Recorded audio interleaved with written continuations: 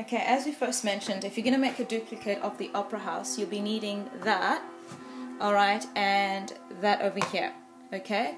So for starters, so we keep things nice and simple, basically we're going to call that A, and then this is B.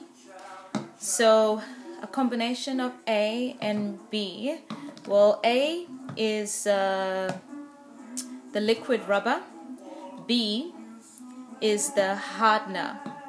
So if you mix B and A, that liquid rubber then becomes solid, like that. See, it's like solid rubber, like that. Right, so that is how you're able to have a lot of these rabbits that I have in front of me, because all you do is pour the gypsum stone in there, and then about after 20 minutes you just pull that out, and then you get these rabbits just out of that, because this is the mold. And how you make a mold that has beautiful rabbits come out of it, that is what I'm going to show you, is that you need the liquid rubber and the hardener. The hardener makes the liquid rubber nice and hard where it becomes rubber like that.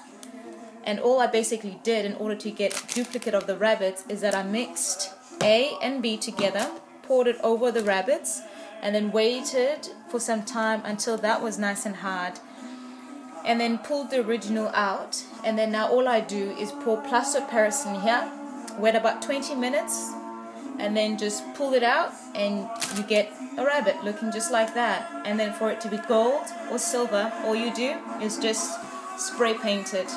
So we're going to be doing the same thing with the opera house.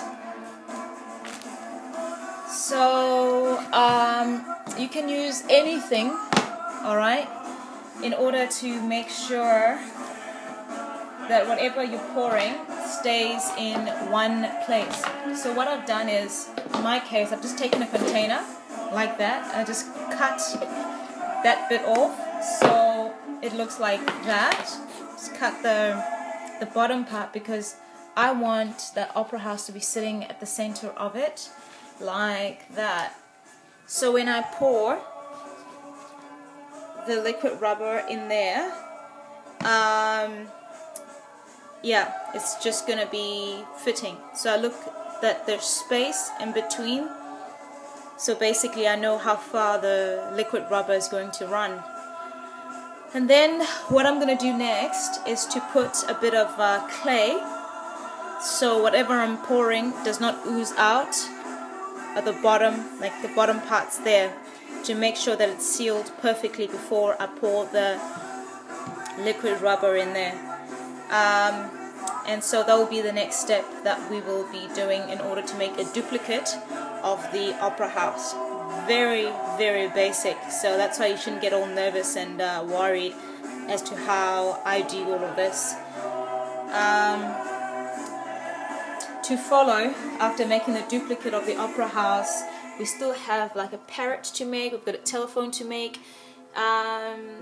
When you know the basics of all these things, then you'll realize it's not all that difficult. Even making a horse like that, but we'll start nice and easy in making the house, and you can have that as a picture frame, or where you can put a clock in, and that same thing there, that nice and easy, and that can be what a Christmas tree decoration, and that also you can either use it even as a clock if you wanted to, where you pierce a hole, and you buy the gadgets, the hour hand, minute hand, and you have that put in there in a special way. So you can be really creative as to everything that you do. And then later, way later, we'll start making teddy bears too. But then we're not there yet. We're just going to be making molds. And see here, this is just the picture frame. You get it like that. So I've just added my bits and pieces to it. See, I've broken his head off because I can take that head and place it into other molds. So it's really fun and enjoyable, and there's heaps that you can do. As I was playing with that dog there, And these pieces here, I will show you what their purpose is. Like if you had a mold of that and you held it together with hinges, it helps to hold either something like that in place. See? And just holds it for display, if you're going to be using it as a picture frame or a clock or whatever. So even if it's a picture frame, you can just do that, you know, or have some made in easy metal like that, bent, and then you have it sit like that. It just sits perfectly. It's better than having to, you know, go through the process of putting that so it stands. You can do it that way if it's not a problem, if it's nice and easy, so it stands like that. So just to save yourself trouble, I just feel it's so much easier just to do something like that, and you know, and it's just nice and easy. So, and then I've got earrings also done, whereby even the butterflies and different other things can be molded. So you can mold your own earrings, like you have the butterfly here, whether you want to make a necklace or an earring. You can mold your own cross or whatever, you know. So slowly but surely we'll get to all of that. And so, and even to make that, that'll be actually easy for kids to do, to make the train, where you just pour the plaster of Paris into a mold like that, into this rubber molds like these. You actually get them from any shop that sells cakes, and so they use it as a cake mold. So, but I've just basically used that for plaster of Paris. You just pull the plaster of Paris, mix with water, pour it in there, and just pull that out, and that is what you get, that train. And then you start painting it. And even to get Father Christmas here,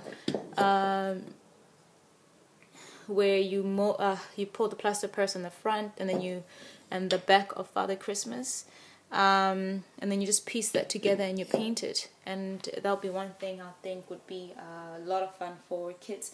You also use this sort of mold, and you get different types of rubber molds, which is another easier method of making molds. It's just buying the ready-made ones.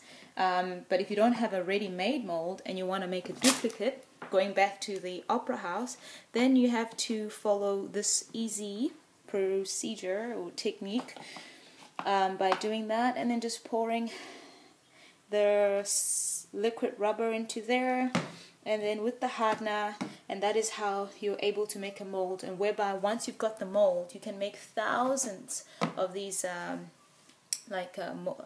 this mold of the opera house. And the same rule applies if you want to make any of these molds that you see all around me.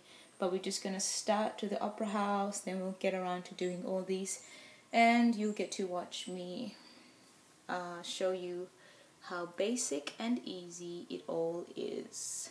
And this one here, this you use people when they want to give like help with massaging and all that. You can do this and sell it to the massage parlors or whatever. Yep, and that's all. And to get a resin glass-like finish, this you basically use these two here, mix them together, and they become nice and hard like that.